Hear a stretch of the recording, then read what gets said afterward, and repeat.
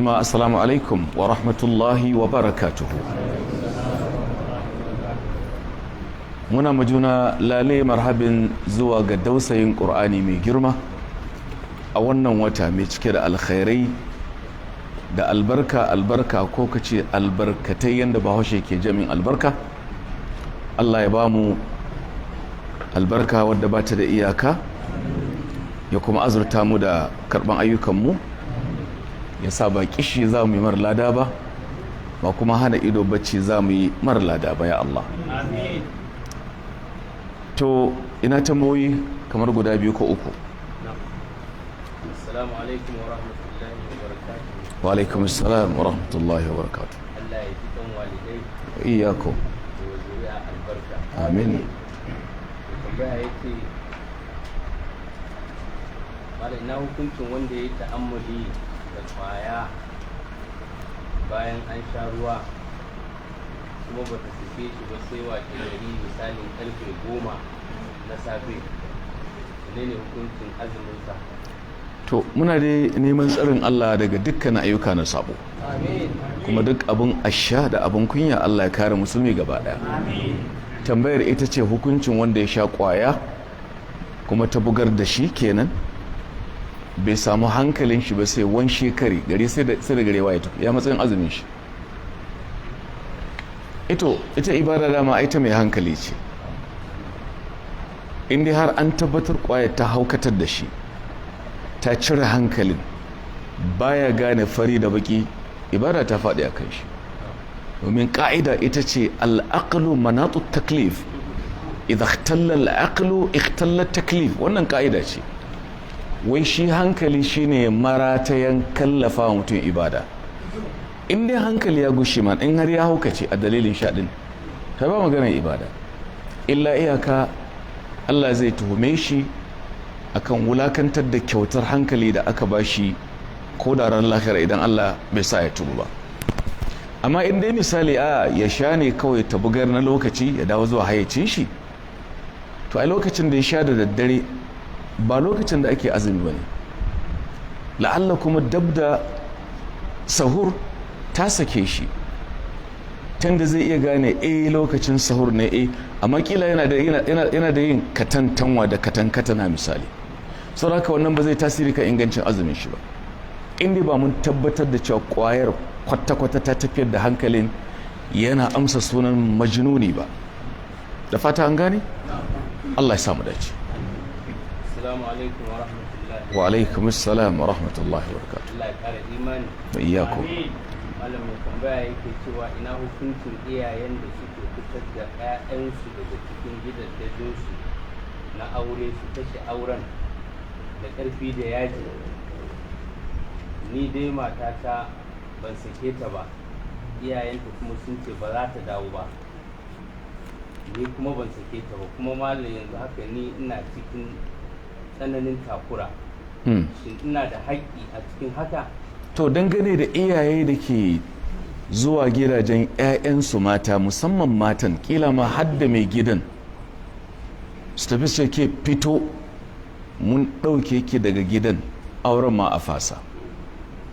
Wannan al'ada ce ta jahilai, ta marasa azanci, ta waɗanda ba su kimanta dokar Allah.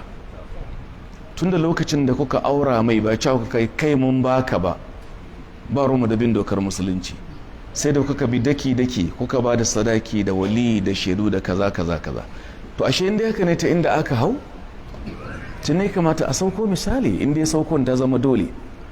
Amma ku je ku yi karfa don kun isa, ki fito mun tafi da ki da farko dai tukun kun keta alfarmar shari'a, kuma ba haka Allah ta'ala ce a yi ba, kuma kun sabi Allah, kuma kun shiga haƙin ita kanta 'yar taku ballantana mijinta kuma suna da iko su ce to mun ki don ba ku da ikon haka, saboda kun shigo gona, kun shigo ba taka wadda take ba taku ba.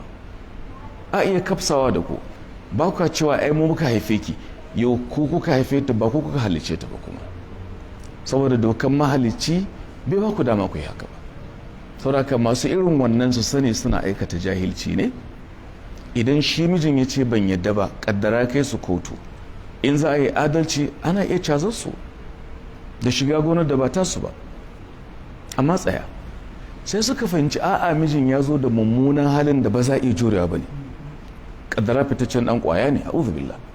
Ya bayyana matsafi ne, ya bayyana misali yana raya bid'a ƙarara har da shirka ciki, a'a to na an zo da mugun abu.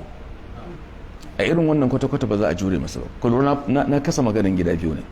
Kashi na farko dai ga yanda yake, komai yana nan salin alin, aka yi irin wancan ɗanyar aiki.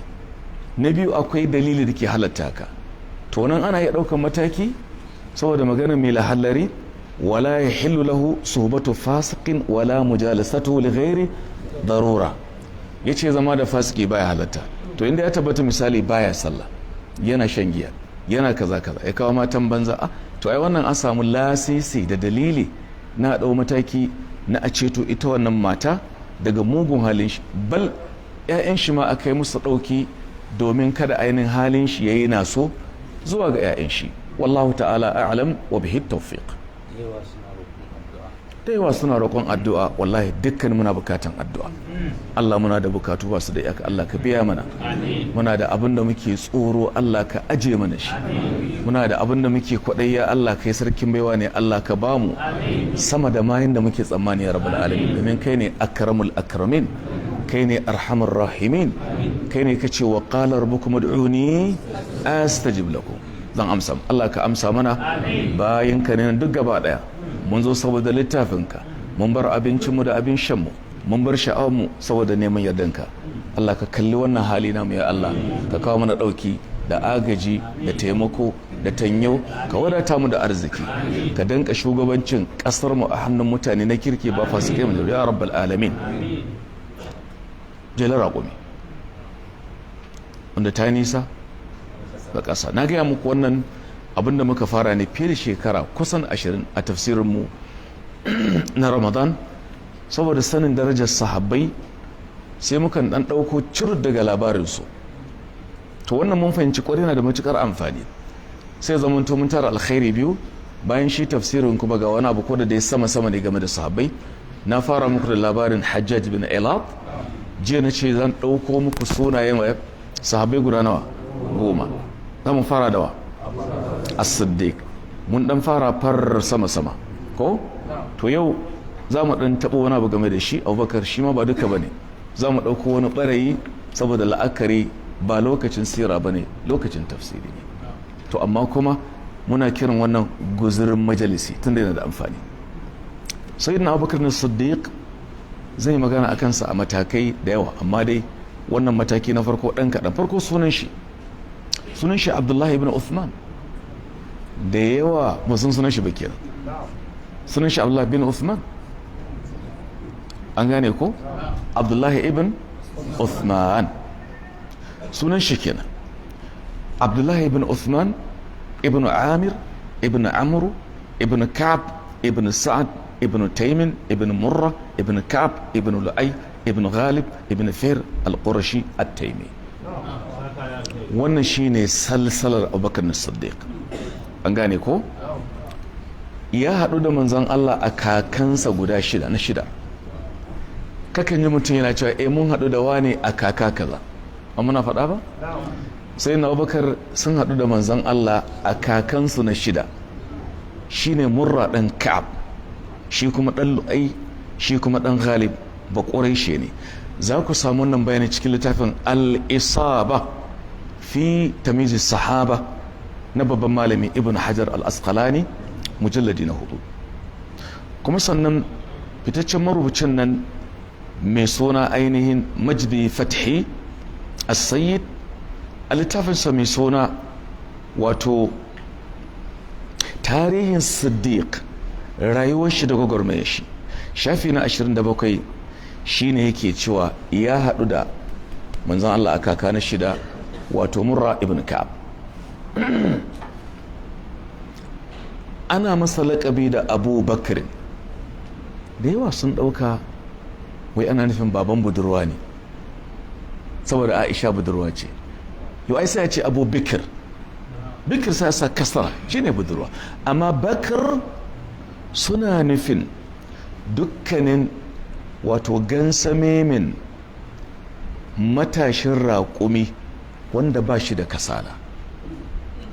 Wannan suka kalla game da shi suka ce haza abubakar bai san kasala ba, bai san nawa ba, yana da kazar-kazar tun a jahiliyar ballantana a musulunci. Su mutanen kirki haka suke, laƙabinsu ma sai an ɗauko suna mai ma'ana ƙwarai da gaske. Ka ji dalilin kiran shi abu bakarin. Kuma bakar jami'insa shi ne mai wato ainihin bakara, ba bikara ba, ko kuma ka ce abikar. Araftun? Amma cikakken sunan shi Abdullahi ibn Uthman. Uthman ana kiransa Abu Quhafa. Tayyib, sai na bakar yana da laƙubba iri-iri. Fitaccen laƙabin shi shine al-atiq, na gaya muku je wannan. Wanda ya sanya masa wannan laƙabi title al-atiq annabi ne da kanshi. Wato annabi ce da shi anta atiqullahi minan nar. Abubakar kai yantaccen Allah ne gabarin shiga wuta, ba kai ba wuta. La ilaha illallah. A wata ruwaya suka ce annabi ya tinkaro sai ce duk wanda ke son ya kalli fuskar wanda aka yanta gabarin wuta ko kalli Abubakar, sai sa kuka yana tsoro don kada rudu. Kaji fa su suna da garanti amma kuma tsoro suke ji. To wannan lakabin kenan. Daga wannan lokacin aka ci gaba da kiran shi Atiq. Za ka samu nan bayanin cikin littafin al-ihsan fi taqrib sahih ibn hibban mujalladi na 15 da isnadi wanda yake sahihi. A wata ruwaya nana Aisha isa take cewa wata ran Abubakarin ya shigo ga Annabi sallallahu alaihi wasallama, sai manzon Allah ya ce da shi abshir fa anta atiqullahi minan nar. Kai farin ciki, kai atiq ne yantaccen ubangiji gabarin shiga wuta. Tirmidhi rawaito wannan hadisi mai lamba ainihin 3679 cikin kitabul manaqib. Albani kuma ya sa shi cikin silsilar sahiha hadisi mai lamba 570 ainihin 4. Wannan kenan. Saboda ka asalin kiran shi atiq annabi ne da kanshi ba shi suna. Sai dai malamai sun faɗo su daga cikin dalilan ku baya ga wannan. Daga ciki sun ce an kira shi atiq ne li ataqati wajhihi, saboda kyawun fuskar shi. Yana da fuska mai annuri, ga murmushi ga sakin fuska. Wannan za ku samu cikin littafin al-mu'jam al-kabir na Imam at-Tabarani. Araftun? Suka ce innahu kana qadiman fil khairi. Suka ce an kira shi atiq ne dan ma'anar atiq abu tsoho wanda ya dade. Mana ya dade ya tsufa cikin aikin alkhairi tun a jahiliya. Cikin al-isaba na al-Imam Ibn Hajar mujalladi na farko. Suka ce an kira shi atiq ne a wata ruwayar bayan mun ji asalin abin da Annabi zai faɗa ko ba haka ba. Suka ce dalili saboda mahaifiyar shi duk lokacin da ta haihu ɗan sai mutu, ita ɗa baya zama. To habin kuma yana damunta.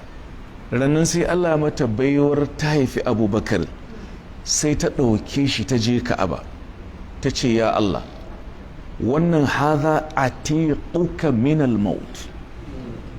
Allah ka yanta shi gabarin mutuwa, kai min baiwa in same shi mana ya Allah. Kaji fa ba washe kan ce Allah ya bar makan shi, ku ƙarisa mana. Inna lillahi, hausa ta tafi. Kakanninmu kan ce Allah ya bar makan shi mu samu. Muka taɓa jin wannan ba? Kakanninmu suna faɗa idan aka haifi yaro musamman ɗan wabi, kun san wabi? Sai a ce to shi kenan, ko da dai wabi kun san akwai camfi don har aski ake na wabi, wanda haramun ne wannan. Ok, saboda ka sukan ce to Allah ya bar makan shi mu samu. Ma'ana idan Allah bai karɓi ran shi ba mu samu ba. To sai uwa ta ce ya Allah, wannan ɗan ya zama atiq ɗinka, ka yanta shi gabarin shiga wuta. Wannan dalili na gaba kenan. An ba haka ba mun samu dalili daga hadisi wanda duk su fi wannan karfi araftun daga nan aka kira shi da suna mai atiq. wannan magana zaka samu a cikin littafin al-kuna wal asma na ad-dulabi mujalladi na farko, shi ma ya ciro ne daga littattafan malamai. wannan cikin lakabinsa guda 5 na ɗauko ainihin atiq na ambata, saura da yadda Allah kila aji gobe mu je ga aya ta gaba. wa iyyakum a'udhu billahi minash shaitanir rajim. bismillahir rahmanir rahim. wa yaquluna ta'atun fa idza barazu min 'indika bayyata ta'ifatun minhum ghayra alladhi taqul. na'am. والله يكتب ما يبيتون فأعرض عنهم وتوكل على الله نعم وكفى بالله وكيلا. الله تبارك وتعالى يفدي littafin shi mafi girman littattafai gaba daya, wanda shine gagara badan dukkanin littattafai, shine al-muhaiminin alai, littafin da shine jagora isar littattafai, littafin da in ana karanta shi ba a yadda kai surutu ba, littafin da ake so in ana karanta ka dinga karantawa kana fahimtar me ƙur'anin ke faɗi. araftun littafin da in ka karanta shi ka ƙudurta aiki da duk darasin da ke ciki, littafin da ake so ka nace makaranta shi. ɗazu an turo min wata tambaya, malam ga wani hadithi na sayyidina Ali da an salsana cewa ga addu'ar haddace ƙur'ani, za ka ce kaza kaza kaza. wannan addu'a tana ta yawo, sai dai hadisin bai inganta ba, hadisi ne da'ifi, ku daina yaɗa shi. ƙur'ani in kana son ya zo na yi ta maza kawai, iyare iya fata shiga sojan badakkari, ka yi ta maimaitawa. ya saddausari daga cikin matasan limaman harami a yau yake cewa malamin su Ibrahim al-Akhdar, shugaban makaranta Qur'ani a Madina, yake cewa sirrin Qur'ani kawai ka dinga dagewa kamar mai tashi, ka dauki aya daya ka yi ta so 100 misali. dan haka suka ce ma takarrara abinda ya maimaito yana nagu sai ya tabbatu. ba wata addu'a da ta inganta cewa ta hadda ƙur'ani ce.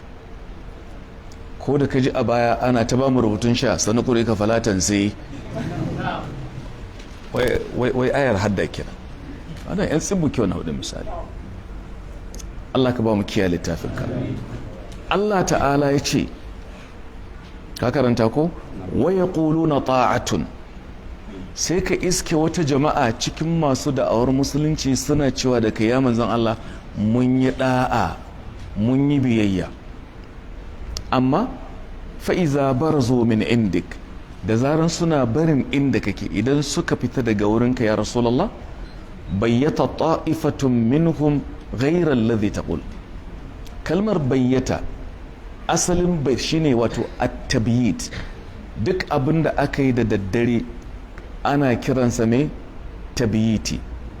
idan ka ce jalasal qawmu wa bayyatu amrahum laylan, da haka ainihin wani mawaki Abidatu ibnu Humam yake cewa atawni falam arda ma bayyatu wa kanu atawni bi shay'in nukur.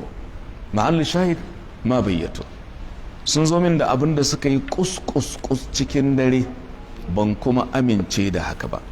kenan ma nan tabyiti kenan, an gane. saboda idan suka zo wurinka za su ce mun imani ya Rasulullah, amma suna fita daga wurinka wata jama'a cikinsu sai su canza cikin dare sabanin abin da ka gaya musu. amma su sani wallahu yaktubu ma yubayyitun, Allah yana rubuta abin da suke tattaunawa cikin dare. to shin Allah ne ke rubutun? na'am, Allah ne ke rubutun? yanzu ayyukanmu Allah ne ke rubutawa? shi ne mana, amma ta hannun ai kun gane Hausa dan ya ce wa inna alaikum lahafizin kiraman katibin kenan mala'ikun ne ke rubuta amma waye sa so kenan Allah ne idan ka ce wallahi Allah ya ciyar da ni da safen nan shi yin kolo ma yasa a bakinka ka gan shi ne a babana ne ya ciyar da ni baban na waye ba shi kudi waye ba shi daman ciyar da ni ashe komai dai na Allah ne kawai kun gane mutum ya tashi daga Kano ya je Lagos lafiya ci kai Allah ya kawo mu lafiya shi ya tuko ku ito amma waye ba da dabaran tukin waye ba da sahalewar waye ba da hikimar kaga komai ka bar ma mai duka sai ka samu alkhairi duka araftun saboda haka ainihin Allah shi ke rubuta abinda suke faɗi a cikin dare na kus fa'arid anhum Allah ce ka kauda kai kyale su kawai wa tawakkal ala Allah ka dogara ga Allah Allahu akbar yan wa tawakkali babban abu ne menene tawakkali sallama wa Allah kan lamarin shi amma a lokaci guda kuma ka ɗauki mataki na samun nasara akwai tawakkali akwai tawakali baya halatta tawakkali shi halatta menene bambanci to misali mutum ya ce ko da ni dan makaranta ne na dogara ga Allah ni ba sai na je aji ba kuma ina son fito da first class yaya to shine tawakkali kenan kuma sai baka hujja ce to ai wallahu ala kulli shay'in qadir ba Allah na da iko kan ce yana da iko kan komai amma kuma ai an ce ka dau mataki to raka tawakkali shine ka dogara ga Allah amma ka dau mataki wani mutum ya ce ya rasulullah na taho wurinka ga taguwata zan shigo wurinka in batta ban daure ta ba in dogara ku ce je ka daure sannan ka dogara ga Allah a shekarka ce da mutum ya sa padlock ya sa ki din kare mota ka ce kai baka da imani sai mu ce imanin kenan ai kun gane ko sura ka mafanci tawakkali da kyau a cewa ne ai shi baya sana'a ai tunda bakin da Allah ya tsaga baya hana shi abinci zai hana shi mana tunda ka zama rago ta shi ka nemi na kanka araftum so mafanci concept na tawakkali da kyau don bahaushe yana da mummunar fahimta kan tawakkali ɗaya daga cikin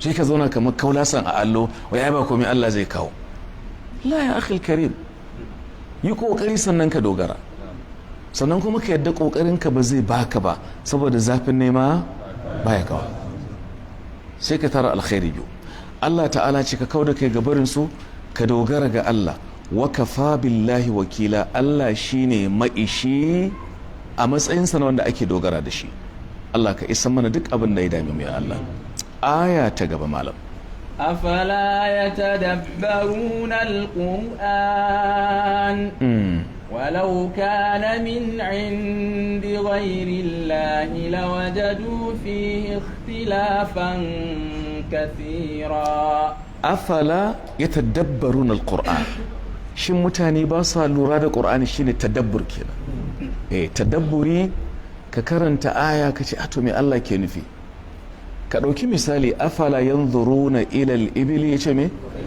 kaifa khuliqa yace mutane ba sa kalli raƙumi yanda aka halice shi to ana son ka ɗauki izina ne a wurin raƙumi jirgin hamada sai keta sahara ko ba haka ba ya jure kishi wanda kai ba za ka jure ba kuma tozon nan nashi ruwa ne inda za ka soke shi tankin ruwa ne Allah ya ajiye a wurin Allahu akbar to Allah ce ku kalle shi mana akwai wata dabba ne mamaki wata dabba wai ba ta shan ruwa in ta za ta mutu na ga dabbar in ta za ta mutu kuma ga shi ce waje alna mina kulle sha'in daga ruwa maka duk abu mai rai na yi mamaki wannan dabbar na mance sunanta ne amma kila zan binciko sunanta ba ta shan ruwa akwai kuma dabbar da ke da ainihin zukata guda uku jalla jalaluhu malan wata dabbar in hikima ce baka fita ba Allah hikima dai kawai idan kai kana magana ne. Wata dabbar sai ta nuna maka alfarma, ungulu ta tashi, kai ka tashi mana to. Allah Allah Allah. Shi yasa kada dan Allah ya baka dabba kuma ka zalunce ta. Ina tausayin waɗanda misali za su loda dabbobi shanu daga nan zuwa Lagos, kaga an sa su a cikin mota 911 malam kaga makogoron dabba akan body, sai kaga wato makogoron kusan za su gamu da abin da suke kira shaƙewa, suffocation, kafin ka kai gadan wakila sun mutu. Wallahi da suna da magana da sun ce ka tausaya mana, da Allah ya mai da mu dabbobi ba wai dan kafi mu bane, da sun faɗi haka, da ka sha mamaki ko. Tadabburi kenan. Rayuwar da bata da lura ba rayuwa bace. To Allah ya ce mutane ba sa la'akari da Qur'ani ne, walau kana da Qur'ani ya kasance min indi ghairillah daga gun wani ne ba Allah ba. Sharadi kenan walau suna kiransa mai harful imtina lil imtina, ay harful imtina al jawab lil imtina al shart. الجواب مفقود لأن الشرط أيضا مفقود. دا قرآني دا قولون ونيني تبارقون ونبني دا قوم الله نيكوي. شيسا دونير ماسترون سني إياوا سنز قرآني سنة يسي الله يتوزر تاسو سني دونير كافري سني إياوا سو حرما سن سامد دون قرآني كوانكي أمريكا ويشي فرقان الحق فرقان gaskiya. Ni an kama kofin Qur'ani na gani shi aikin banza wa halallu ba dai Qur'ani ba. Terry Jones a ainihin Miami kwanaki a Florida ya yi yunkurin wai kona Qur'ani ko, amma me ya faru da kansu kafirin suka ce karka ja mana masifa suka na 2013. Littafi ne malam gagara ba dau, riƙe shi za ka tsira, karanta shi za ka ƙara azanci da wayo, haddace shi ka zama ɗan gari cikin shi sai ka zama na kusa da Allah. Sharaɗin kai aiki da shi, ka mutunta shi sai ka mutuntu. Yana da haƙoƙi ɗaiɗaiɗai guda 16 Ƙur'ani. Kuna son ku ji su? ku bar shi Allah kai mu gobe insha Allah ta'ala. Saboda haka yani Qur'ani kenan Allah ya rantse da shi yace yasin wal Qur'an al hakim, qaf wal Qur'an al majid, sad wal Qur'an dhikr, ya rantse da littafi. Araftum? Saboda haka Allah ta'ala ce mutane ba sa la'akari da Qur'ani su lura da shi, da daga wajen wani ne can ba Allah ba lawajadu fi ikhtilafan kathira, wallahi da sun samu tufka da warwara da yawa a ciki. Shi yasa Qur'ani ke kalubalanta duk wani addini, ku kawo littafin addinin ku sai an gamu da tufka da warwara da contradictions da yawa. Qur'anin da muke karanta a gaban ku a Kano a yanzu shi ake karantawa a Makka, a Madina, a Ta'if, a America, a ko'ina. Sabani kake da shinanin qira'at, wannan fuskoki ne kamar taho iyaka, wani ana kiran sauju. Amma inda zan zizzage muku kurakuran da aka samu a cikin littattafan Kirista Bible sai ka sha mamaki da yawa. Dauki John 3:16 Allah misali, in ma kana karanta comparative studies da sauransu misali, ka kamanta da Jeremiah 3:9 me aka ce? Allah ce da Qur'ani daga wajen wani ne can ba Allah ba lawajadu fi ikhtilafan kathira, da sun samu sabani da yawa a cikinsa. Aya ta gaba. وإذا جاءهم أمر من الأمن أو الخوف أذاعوا به ولو ردوه إلى الرسول وإلى أولي الأمر منهم لعلمه الذين يستنبطونه منهم. نعم.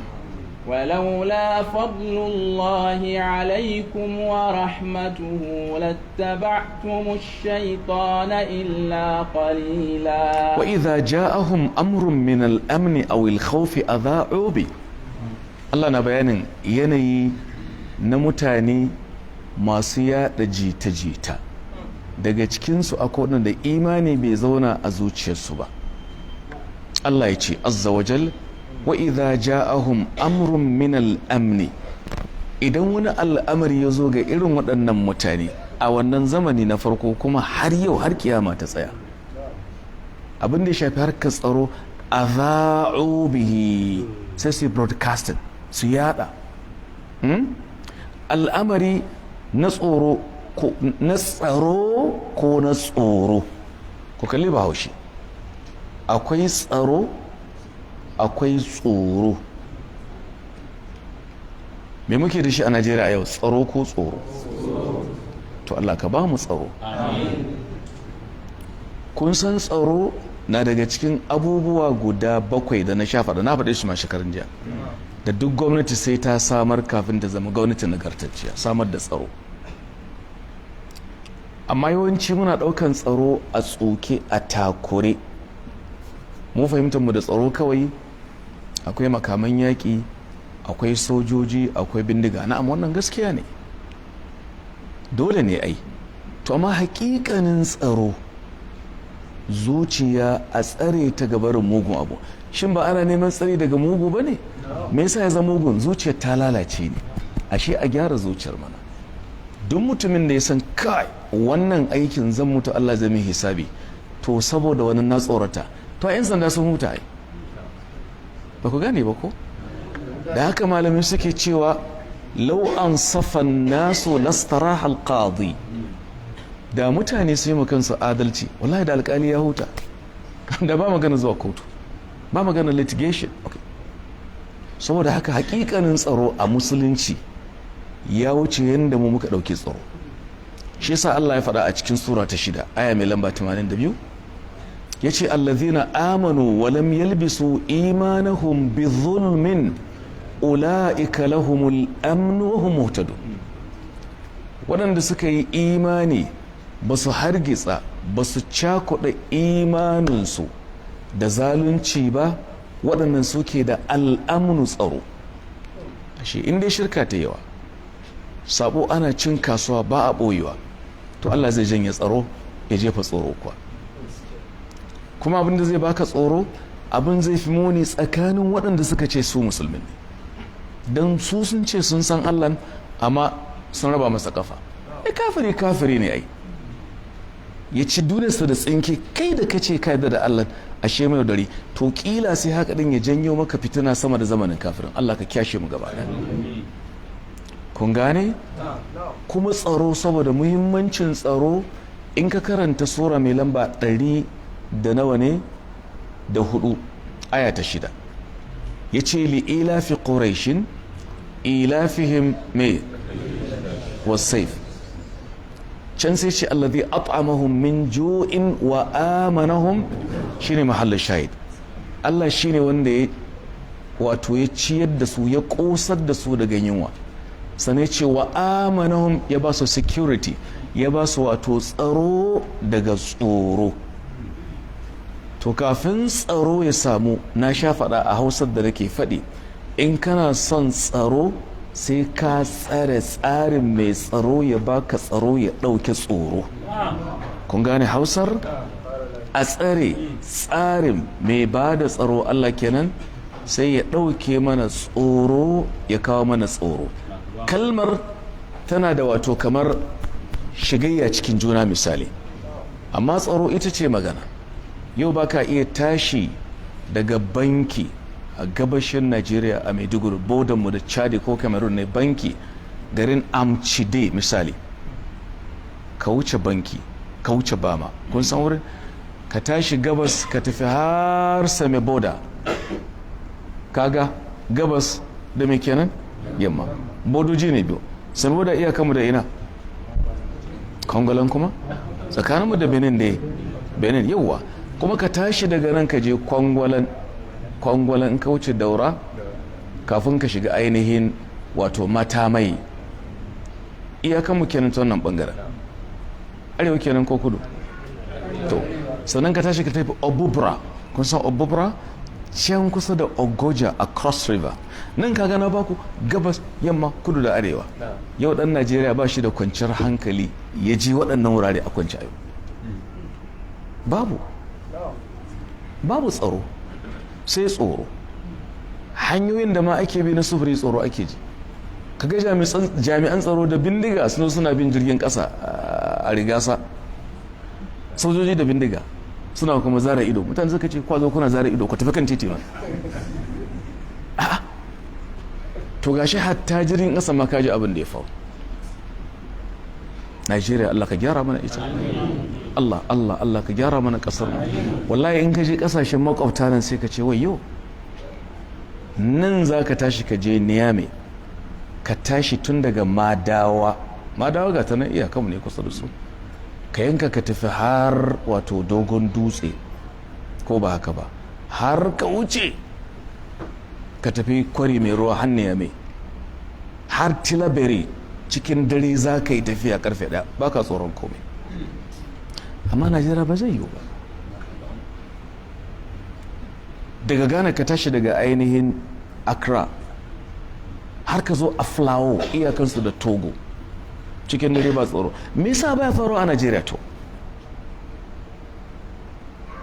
Kuma an ce kuɗaɗe masu nishi an sanka su, sinkin kenan bahaushe ya mai da shi bahaushe, an sanka su, an nutsar da su saboda tsaro. Amma ina tsaron? To mai dalili? Da wahala inda suka ci gaba ɓarawo ya sata wallahi ya sha, wallahi bai isa ba. Nan take akwai kayan aiki, asiri zai tono. Mutum baya sata misali a garin Jidda, kalli girman Jidda ne. Jidda sai ka ɗauki Makka uku kasa a Jidda. Ya Jidda. Ma ɓarawa bai isa ya sata ya kwana ba. Tun is fishing ɗinsa out. Ito ai malam wallahi saboda muna da yawa ne a Najeriya. Kun kai China yawa ne? Mun kai China? Masu suna ba mu labari ba kai suka je garin Gwanzo ko kaza mutum ya cuwa ya zauna lafiya ba. Tun za a gano shi. Najeriya ita ce ƙasa ta 7 wajen yawa a duniya. Ƙasashe 6 suna gaba da mu. In yawa kake magana. Sauran da ke gaba masu da tsaro? India ce ta 2, America ce ta 3. America ka musu maganar tsaro? A dokan jeji sai ka ga helicopter. A kawo ma agaji. Mu mai faru ne. Kuma ƙasar da aka ce sojojinmu da ake jin ma tsoronsu in suka je yaƙi waje. Allah. Ana shayin sojan Najeriya. Yaƙin ba sa an sani. Amma yanzu me ke faruwa yanzu? A dama na to. Wani ce da ni lokacin da tsohon shugaban ya sunan ƙasar na ne Senegal a Gambia, Yahya Jammeh ko? Lokacin kun san ina jin mulki aka yi mai. Aka zaɓe aka kada shi a zaɓe. Aka yi bar gado ba ya turjiya ba? Yaki eka wasu suka ce ka fita yaki, aka ce to ga sojin Najeriya sai ranta a na kare. To yanzu ina wannan karisma din take, ina mutuncin, ina kimar? To lallai akwai abin da yake faruwa ne. Akwai wanda kila suke cin kasuwa da harkar tsaron nan. Ga alama da biri ya kama da mutum, ana kantafi da jinin mutane.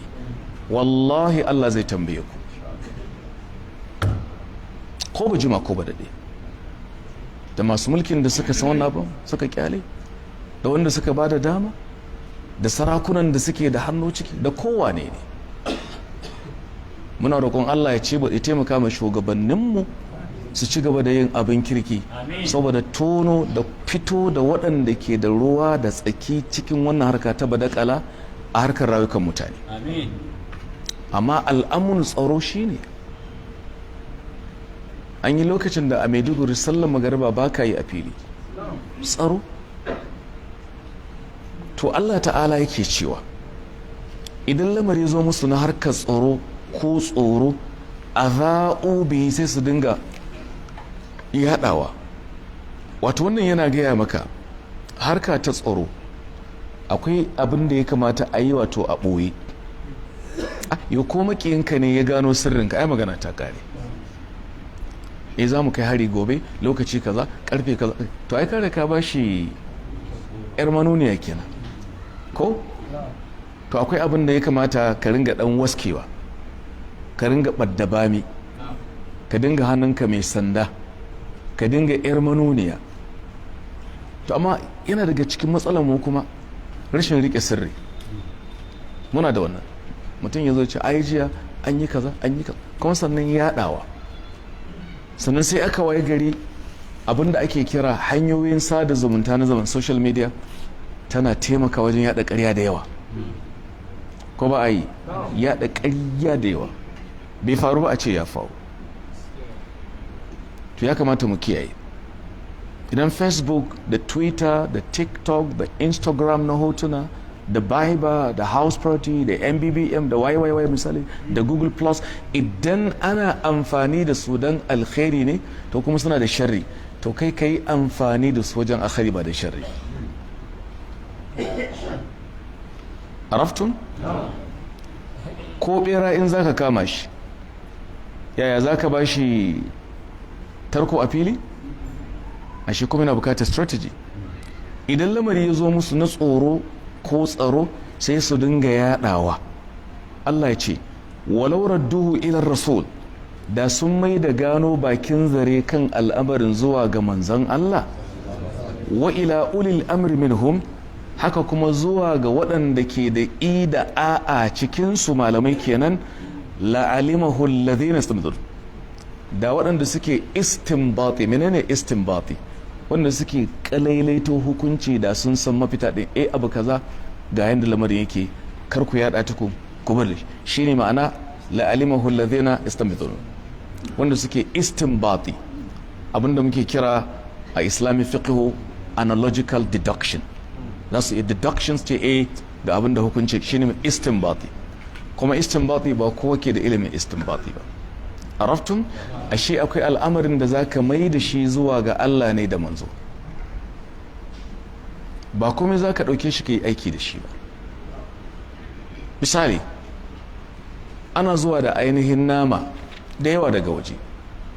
Wasu yara sun tambaye ni wata ran a Lagos, suka ce malam menene hukuncin cin abinci a eateries? Nace menene eateries? Gidajen da ake cin abinci. Akan kawo kaji a cikin wato roba a killace. Kai kaka dauke mana hankali fa, akwatin kana mana kara. An gane ko? Sai aka waye gari yake cewa ainihin kajin ake kawowa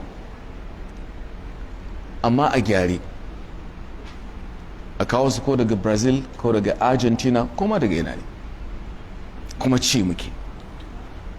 To wasu suna cin ne ba su yi tambaya ba yi. To menene hukuncin wannan?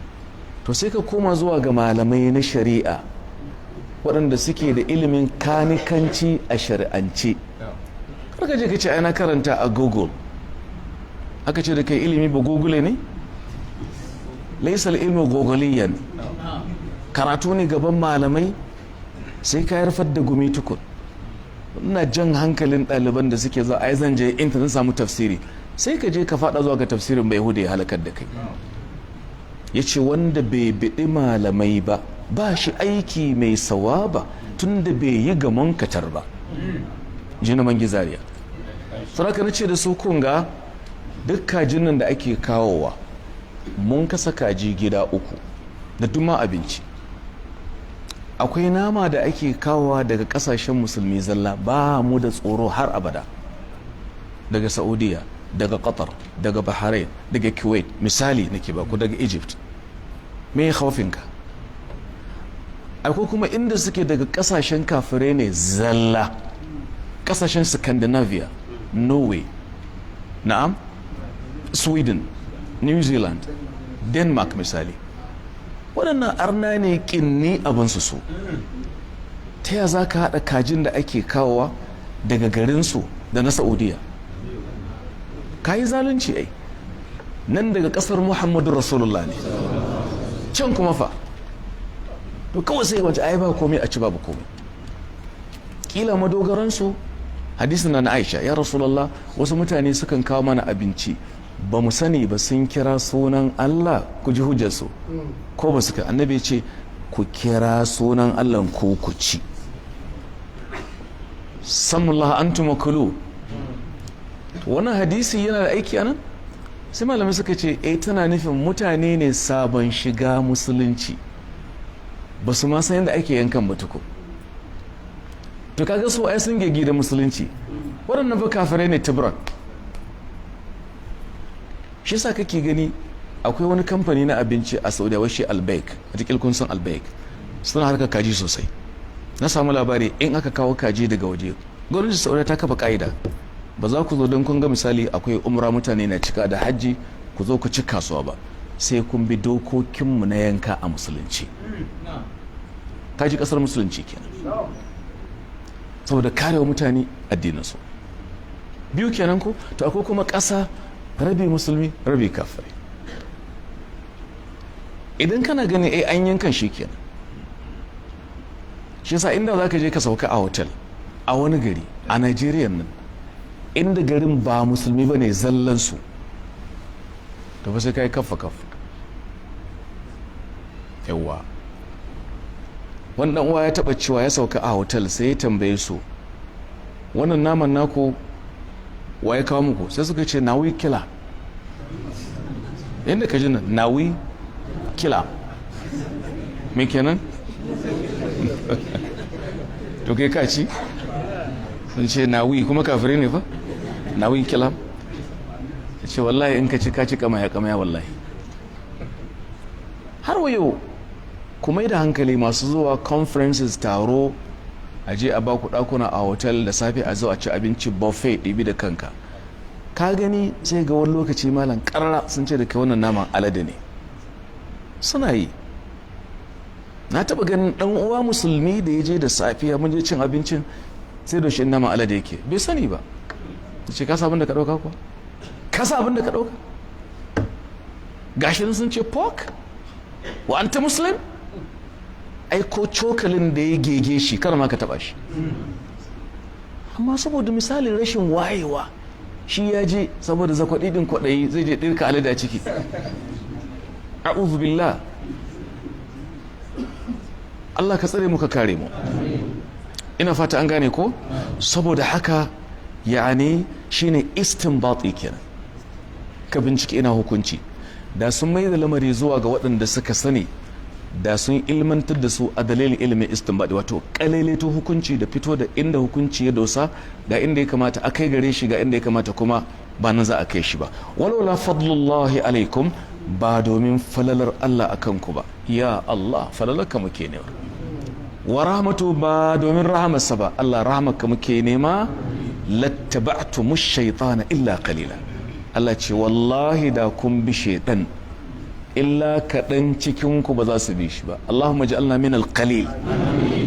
Domin kuwa Allah ya ce shaytan ba shi da rabo. innahu laysa lahu sultanun 'ala alladhina amanu wa 'ala rabbihim yatawakkalun. innama sultanuhu 'ala alladhina yatawallawna walladhina hum bihi mushrikun. Cikin sura 16. Shaytan ba shi da rabo a cikin aikin masu imani. Rabon shi na tattara waɗanda suke bin shi ne, waɗanda suke shirka da shi. Allah karka samu kasance cikin su. Inda hali zan so mu je ko da ƙarfin shafi ne. Kawo mana aya ta gaba. فقاتل في سبيل الله لا تكلف إلا نفسك وحرد المؤمنين.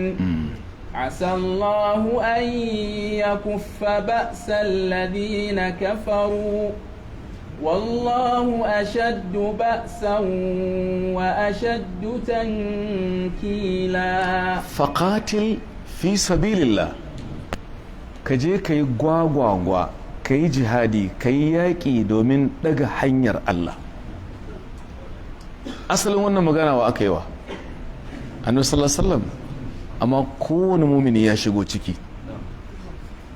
Kai yaƙi don daga kalmar Allah sannan ka sani la tukallafu illa nafsaka, ba ɗora maka ɗawainiyar kowa ba illa kanka da kanka. Tsaya ka gyaro kafin kai tunan gyara wani, ko ba ka ba? Shi sa Allah ce mai qu anfusakum sannan mai wa ahlikum nara. Ibda bi nafsika thumma ta'ul, fara da kanka. Daga nan malamai suka ce idan mutum ya fara zuwa aikin hajji kafin ya biya ma iyayen shi yayi daidai, ko? Amma al'ada sa ce kai wallahi baka da kirki, baka fara kai iyayenka ba. Allah ya ce fara da kanka tukun. To amma kensa inda hali da wadata duk sai ku biya ma kanku gaba ɗaya ku tafi. Allah ka wadata mu. Allah ta'ala ce ba a kallafa maka face nauyin wani in ba kanka ba. Wa haridul mu'minin, ka ainihin zaburar da mu'minai akan yaki, shine harid, ka zaburar da su, in ka so ka ce ka ziga su akan yaki. Asallahu ya yanzunta ga Allah, asallahu ya yanzunta, kun gane hausar ai kamar yanzu ne gun ubangiji, shine ya yanzunta gun ubangiji an ya kuffa ba'sal ladina kafaru, Allah ya tunkuɗe wato tsananin ƙarfi irin na kafirai, ko da sun yi ƙuro Allah ya raga-raga ƙasa-ƙasa luwai da su. Wallahu ashaddu ba'san, Allah shine mafi tsananin damka in ya tashi damka din. Wa ashaddu tankila shine mafi tsanani wajen yin narko da azaba, ba azaba ko tankar mutum ba. Sai mu je ga aya ta gaba. من يشفع شفاعة حسنة يكن له نصيب منها ومن يشفع شفاعة سيئة يكن له كفل منها وكان الله على كل شيء مقيتا. wannan ita ce aya mai lamba 85 daidai cikin wannan sura ta 4 an-nisa. man yashfa shafa'atan hasana, duk wanda ya kai dauki mai kyau shine shfa. malamai suka ce duk wanda ya ceto. Imamu Tabari a tafsiri sai ta kaita abun wato ga kai wato agaji a kwambar manzon Allah an zafi ta jihadi. Wasu malamai suka ce a'a, shi ake nufin number 1, sannan saƙon da ya bari duk wanda ya kama wannan hanya, in ka taimaka ma wannan hanyar to kuma ka taimaka ma annabi ne, inda ya tsarka. Kuma wannan fasara kwarai ta fi kyau kwarai. A raftun annabin aka taimakawa sannan da mabiyansa akan turbarsa, Allah ka samu da cikin su. To kuma ya hada da misali, kai ma'aikaci ne, kana da hanya ta ka nema ma wani yaro aiki, ya buga bai samu ba, kuma yana da duk abin da ake bukata na cancanta, kaddara kuma maraya ne, sai ka ce to bari yi amfani da damar da Allah ba tare da ka kare wata doka ba. To shine misali manya shafatana, wanda ya ceto mai kyau, saboda ai ka taimaka ne, abu ne hasana. Araftun kaga mutum mota ta rikice masa a dokan jeji misali, kuma ga hali na tsoro, dan Allah taimake ni, to ka tsaya ka taimaka. Ana kiransa shafa'a, ceto. Ko da ceto ya hada da misali ka kai magana gaba inda za a kwaci haƙƙin wani da mai shi ya samu. Duk wanda ya ceto mai kyau, ma'ana ya agaji, an gane ta yadda wani abin kirki kaga aka same shi shine mai kyau, ko ya kullahu nasibun minha, yana da wani rabo mai kyau na lada minha daga wannan abin kirkin da yi. Ai kun fahimta? A ɗaya ɓangaren kuma wa man yashfa shafa'atan sayyi'atan, shi ma wanda ya ba da ɗauki kan aikin banza, karuwa a'udhu billah da abokin harkarta sai suka bata, sai wani ce to ai alhaji an san ku da dadewa, ai bai kamata haka ba, ya kamata ai islahi, Allah yana son sulhu. Wani irin sulhu? to kaga wannan ceto ne mara kyau. Na buga misali ne kawai. Araftun, saboda duk wanda ya kai dauki mummuna abu dan ya dore, ya kullahu kiflun, kaga can sai ce nasibar rabo, kiflun alhaki,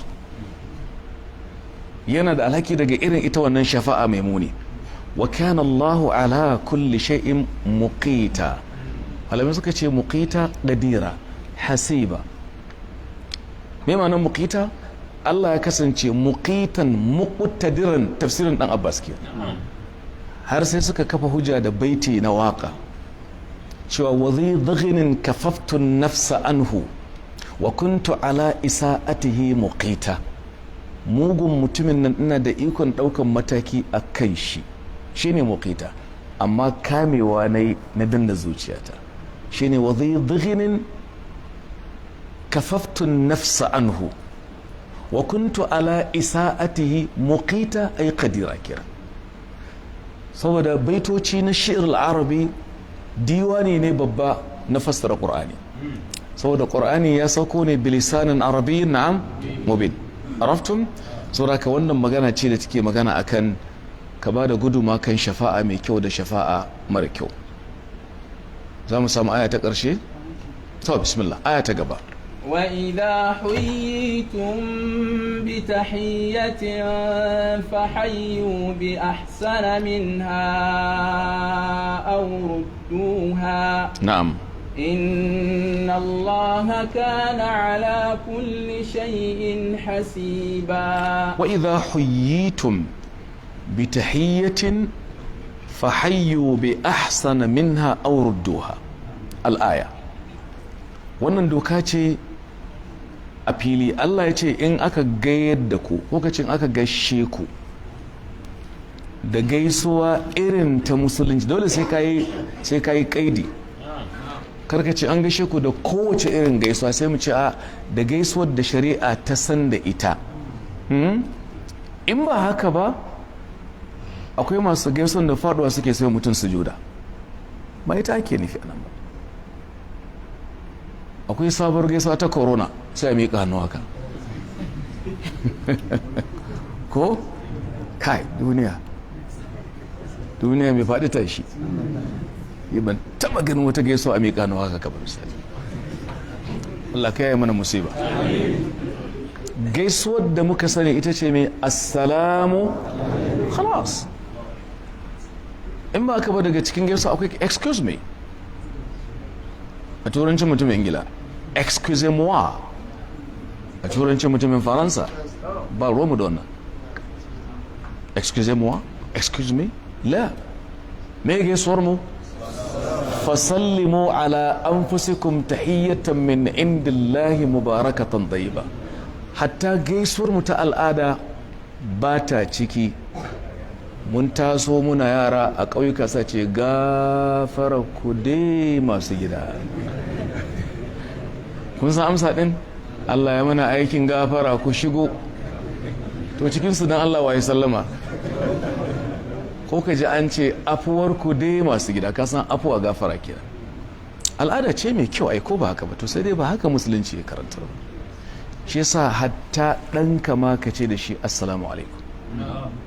Allah kuwa in ka shigo gida ka ce da matarka wancan assalamu alaikum.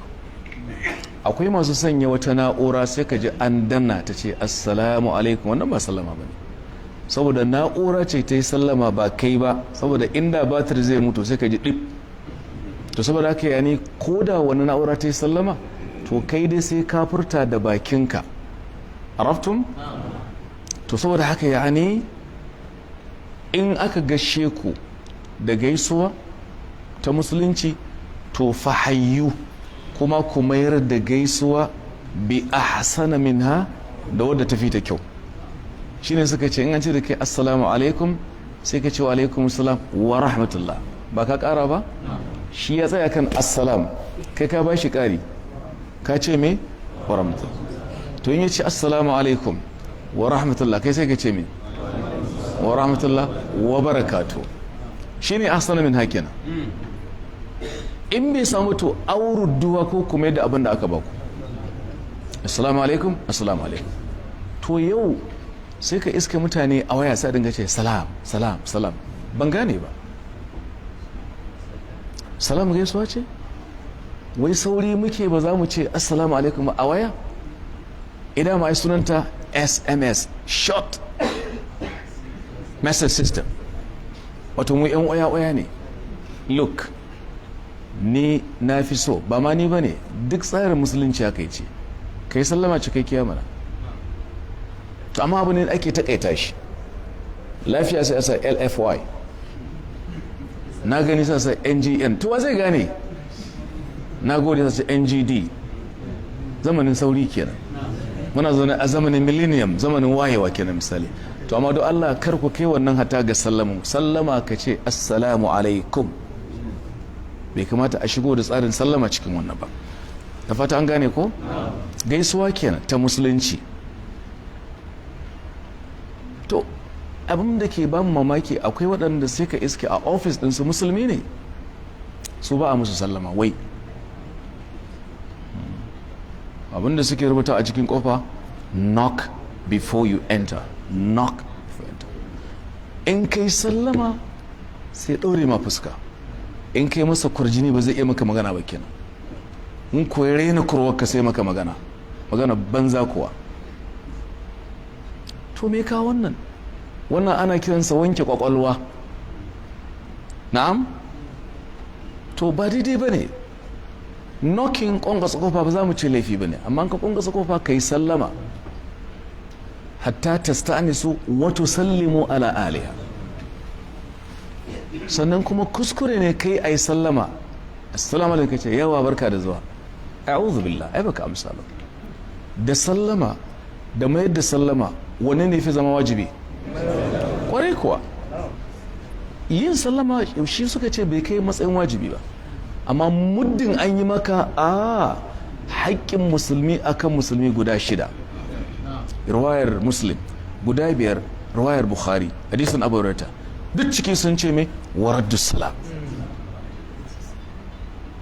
To da Allah 'yan zamani a nisanci hai ba ga sama bace sam ko hello ko a waya don Allah kai sallam.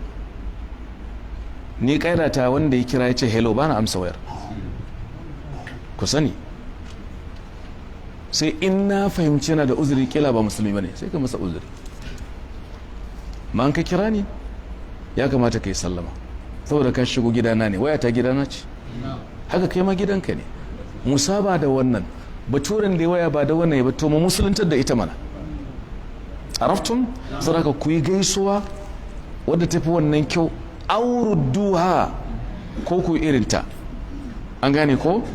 Inna Allah, tabbas Allah, kana ya kasance ala kulli shay'in hasiba, mai kididdiga ne, mai lissafi ne na kowane abu, yana yin raskwana jalla jalaluhu.